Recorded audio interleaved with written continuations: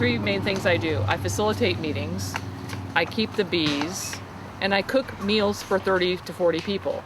3 versions of hell for many other people.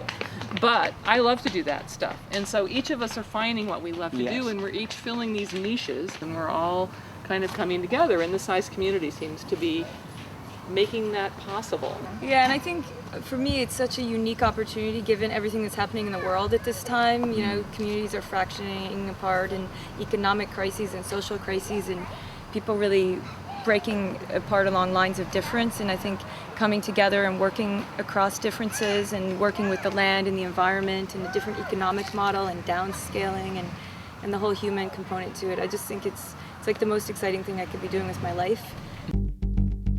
This is Peak Moment. We are living at a peak of human innovation, information, wealth, and health.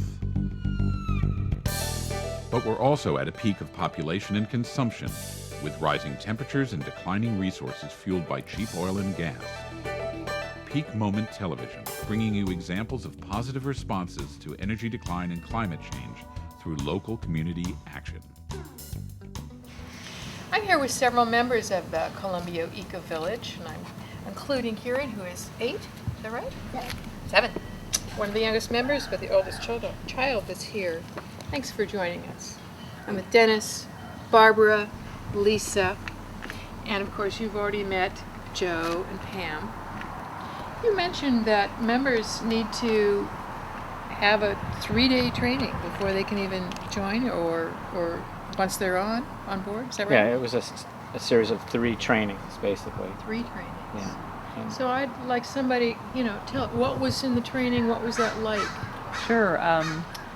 I came on relatively early in the process, and their 3 trainings include a day-long training in consensus decision making, a day-long training in conflict resolution, and then what's the third one? A day-long training in facilitation. I should say that because I'm the convener of the facilitation team. we have many teams here, so that's one of the teams that Only I'm involved 19. with. Only like 19 19 teams. teams? Yeah, Only. yeah, it's a little Now, crazy. For running, give me some idea of what's on a team. And we'll go back to the trainings in a minute here. Sure, we have a board of directors, 9 members, owners who are selected to be on the board.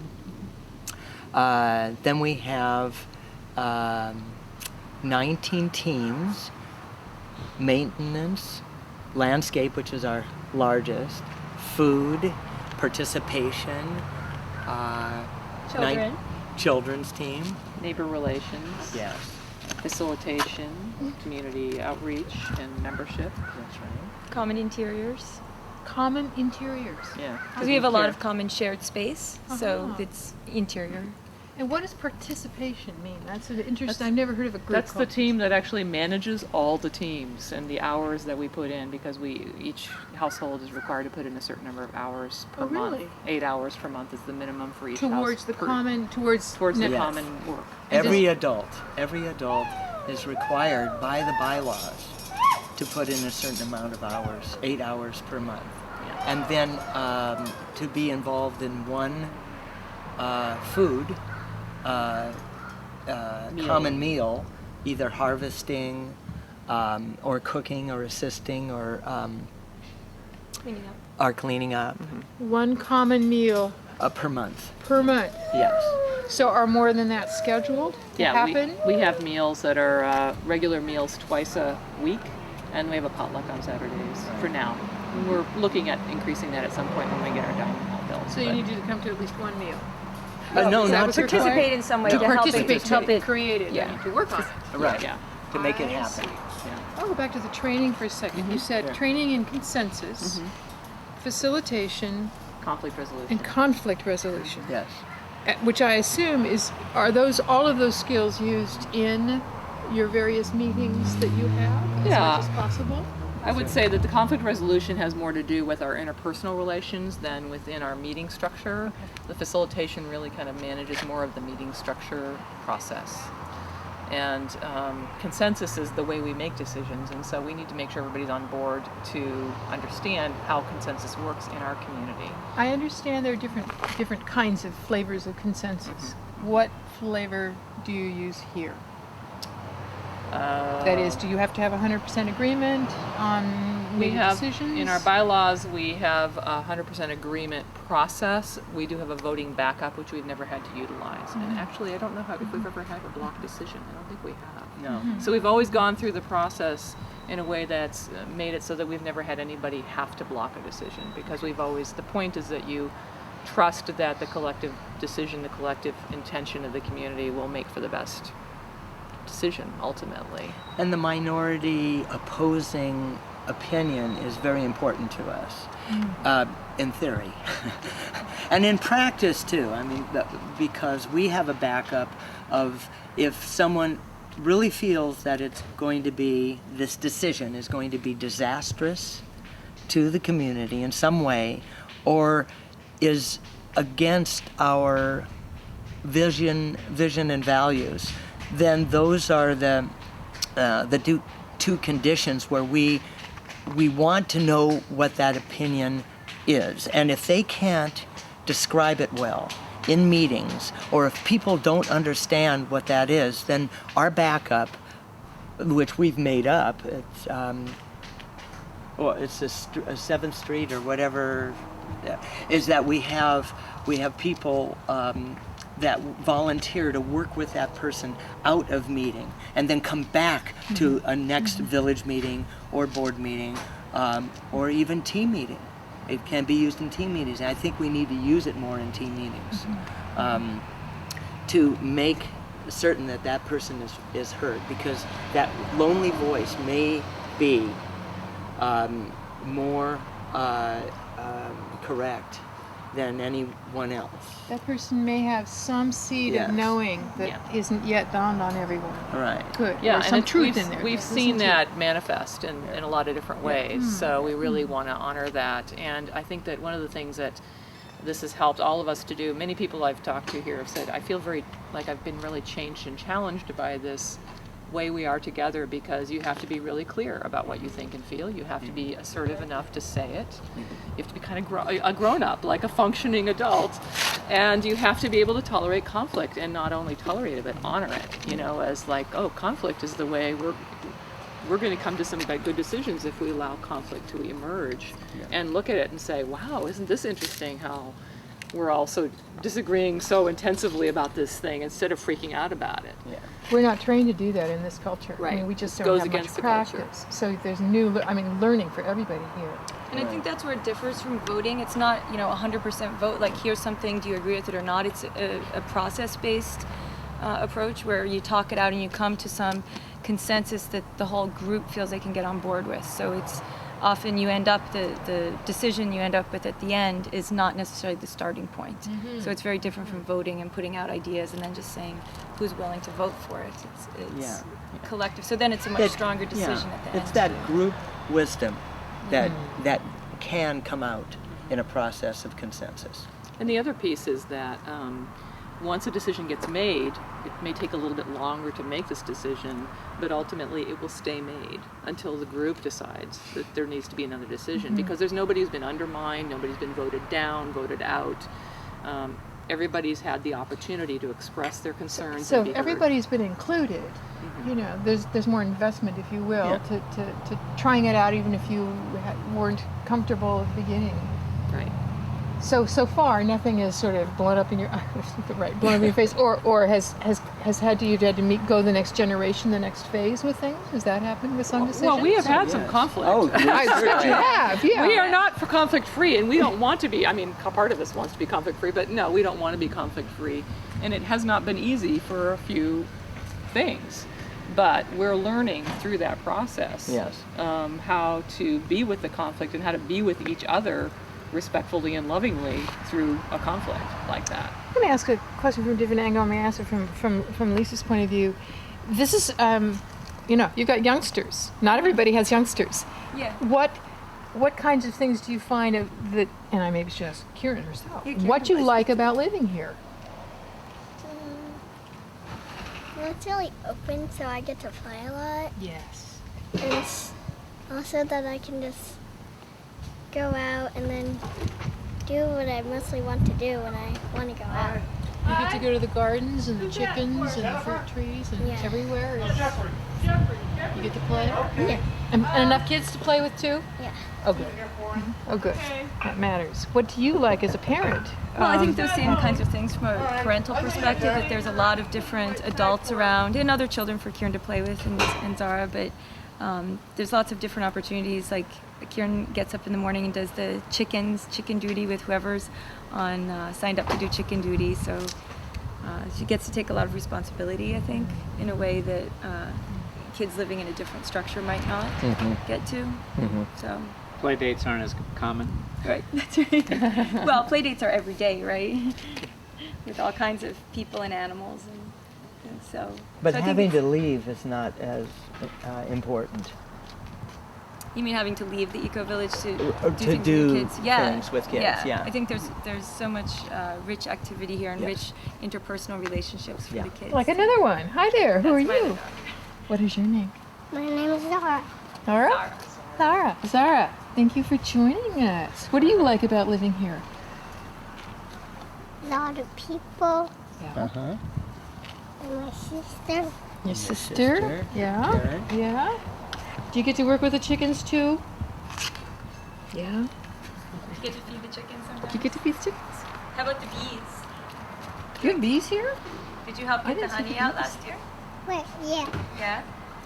And you didn't get scared of the bees? Oh, A lot of people is not scared of me. I'm glad. These are good friends, aren't they? So a question for other folks. I imagine folks who don't have kids, it's going to be an adjustment to having, kids around. Yes. What's that like? Well, I live next to, my wife Ann and I live next to two very rambunctious. Brookie, who's 3, and Keegan, who's 5. Thank you, Karen. And there's a noise level that you need to adjust to. And there is an adjustment period of living in an apartment, essentially. I vowed never to live in an apartment again. Once I lived in an apartment when I was in college. I always wanted to live in a house where I could have a garden. Well, I have the gardens. I have plenty of that, and fruit trees to prune. But it's so different. I remember so many years ago looking out of an apartment, the apartment I used to live in, and it felt strange. I didn't know everyone, and everyone didn't know me, and it's so different looking out and feeling that you're so intimate with certain people, and you really know the people that you're not intimate with. So there's various levels of intimacy and friendships. We do things together. An email will go out. I'm going to the library. I'm going to a movie. I'm doing this. I'm doing that. Does anyone want to join us? It's so different now. Tom makes a joke that that it takes 45 minutes to walk across the parking lot. Because it's so funny. Yeah. Because there are so many, every single person that you bump into, there's something to talk about if you want to, or they're approaching you. So the flavor is so different. Children, back to children, we want more children. It would be wonderful to have more children. And we have a family from Austin, Texas who keep delaying moving here, but they will, and they have 2 boys who will be living directly below us. So in our building number 2, there are a lot of children. Most of the children are in building 2. But I like it. I mean, we have a 21-year-old, and in some ways we long for that preciousness, that youngness. And we're very proud to have our first, that Amabel was born in April, and she's our first baby born here. Another building. In a different building. But what I hear is sort of extended family.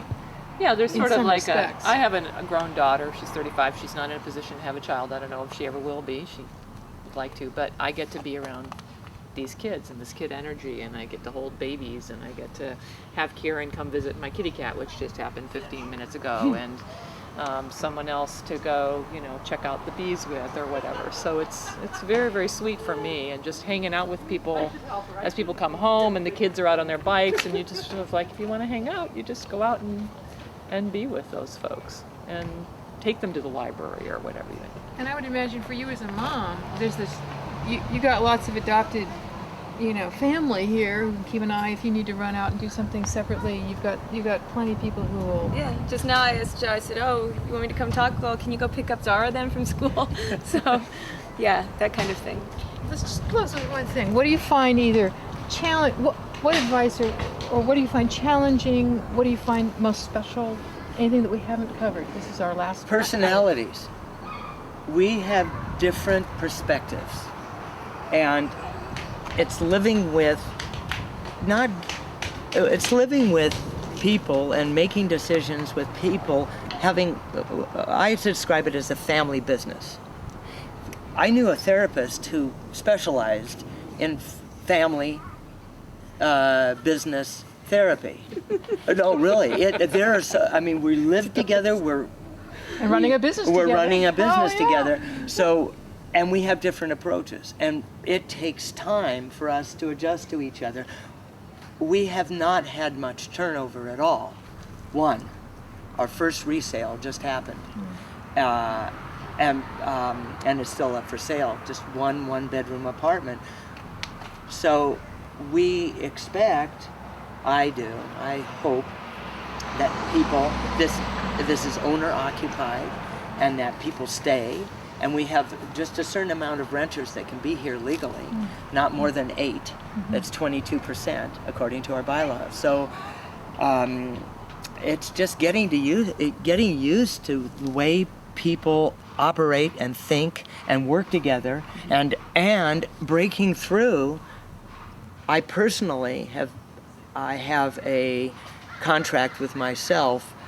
If I am in conflict with someone, that means I go and hug them. That means I make some kind of physical contact with them. Every time I get a hug? Now I know why you hug me. Whoa! Well, so for me, it's like I have this whole idea. We're on a permaculture farm, and there's sort of a social permaculture, a human permaculture that's happening also. So we all have these different jobs and teams that we're on. So the three main things I do: I facilitate meetings, I keep the bees, and I cook meals for 30 to 40 people.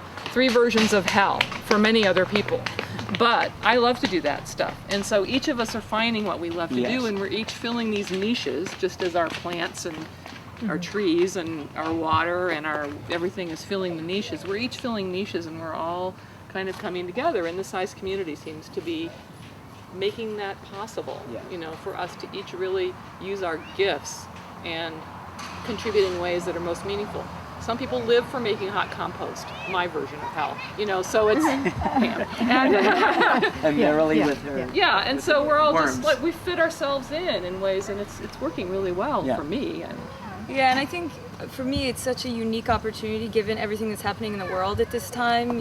Communities are fractioning apart, and economic crises and social crises, and people really breaking apart along lines of difference. And I think coming together and working across differences and working with the land and the environment and the different economic model and downscaling and the whole human component to it. I just think it's like the most exciting thing I could be doing with my life right now. So it's just a real gift to have this opportunity, I think. Right. It's a great model. Yeah. It is. I just couldn't Because think we're of all going to anything have to better. be acting more cooperatively and more locally, as most of us know. So in some ways, our decision-making process and the choices that we're making about how we want to live together is a great model. And what happens in a neighborhood, and all of us have lived in neighborhoods where we're connected to some, very few usually, other families. What happens in a panic when there's a police car or an ambulance or something?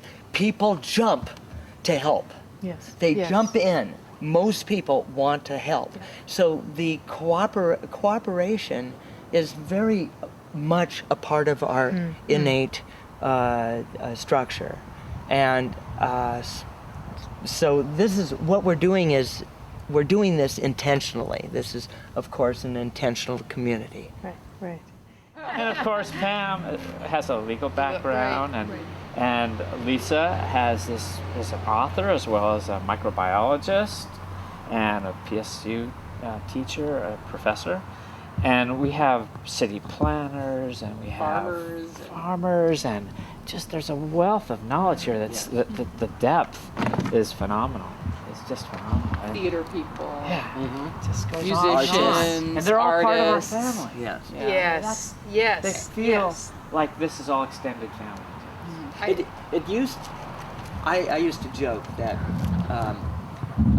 an email would go out for some help of some kind, like a ride to the airport, and like within 10 minutes, I would respond, "Sure, I'd be happy to." I'd be too late.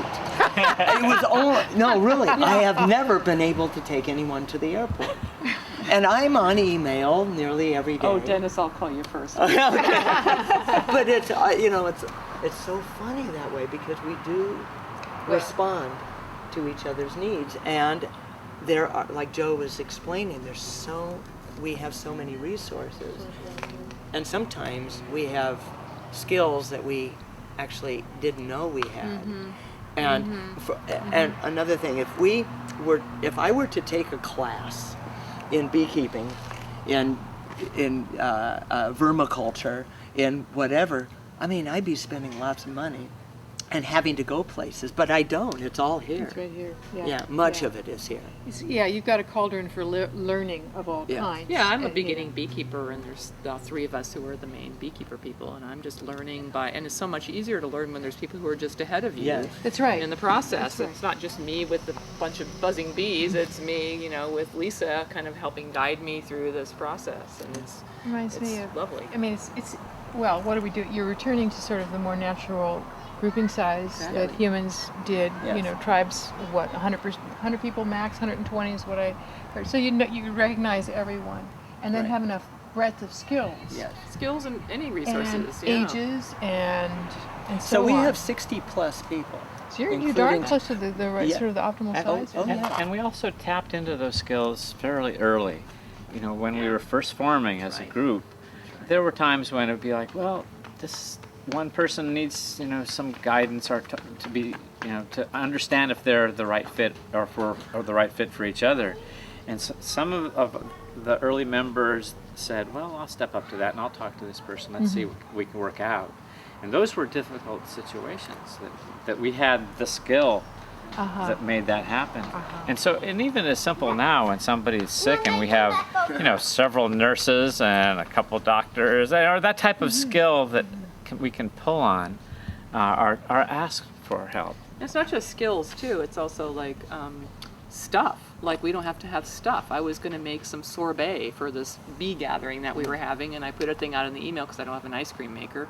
And within 2 hours, I had 5 ice cream makers offered to me. And the same thing happened to me last year. I was going to take guitar lessons, and I put out a thing, anybody got a guitar they're not using, and I had 5 guitars offered to me within 24 hours. It was crazy, crazy beautiful. It was like I could imagine that increasing is like depending on who's here, it's like fewer cars, fewer extra things because you may well have the shared pile of we share a lot of special things. things. Yeah, we share a lot of things. Now, Expensive of course, the laundry room, and it's not coin operated, so we just trust that people can use it in any way. But we encourage line drying, yeah, of course. I saw your clothesline out there. Yeah.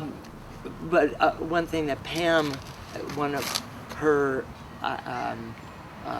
hopes for this community, which I believe in too, is that the storage building, instead of having all of those ice cream makers or all of those backpacks or whatever in individual storage spaces, but we have the storage building as being larger spaces with all the backpacking and tents and such that are shared. And that is actually, that ultimately, I think, is where we're going, or some of us have looked at, maybe some of us are futurists, like Pam, I think, is a futurist. Visionary, Yeah. And so, we're, as you mentioned, the parking lot is another thing that we would like to get rid of in time, little by little. you know, my hunch is and that share vehicles. as you are here longer, I mean, you really have, you're just, what, a couple years No, here. not even. a Year and a year. half. Year It's and a like, half. you're at the early enough stages that, you know, when some of you have been here 3 years, 5 years, Yeah. 7 years, you will have, that your identity both will have shifted, and you will find you've borrowed that backpack and that ice cream thing so often. It's like, you Yeah, know, it kind of belongs to you're all of happy us. to have it be communal property. Yes. Because people have shown that they're responsible with it. If it breaks, they fix it, or whatever those things are. Or a team is responsible for it. Hey. There you go. Or you just decide you're going to let it go and you don't Yeah. attach True. yourself to That's it at true. all. It's like this Right. is the choice that I make. Is if I give something away or give something to the community, It's not gone. mine That's anymore. right. That's right. That's how I have to be with it. We so. taped on Saturday the tool library that's in your Yeah. neighborhood, Yes. Yeah. right? And 19th. and I loved the whole concept behind it. And somebody sent me an email about the people that are doing home products library, like extra tables and chairs and punch bowls and glasses and table Yeah. settings and so on. And we have that for a lot of things, and I can easily imagine that being a natural adjunct to what you do. Thank you. This is, it's really lovely to get a flavor for what your lives are like, and I think this is a model for a lot of other people, and they want to know, is it doable by just folks, and what's it going to take? And it sounds like, you know, the trainings, the groundwork that you folks did, and what you are all doing to make it happen, it's organic, it's happening in community. This is Columbia Ecovillage. This is some of the folks that are living here. I'm Janaea Donaldson. You're watching Peak Moment, locally reliant living for challenging times, and this is locally reliant living. Join us next time. Thank you, Janae.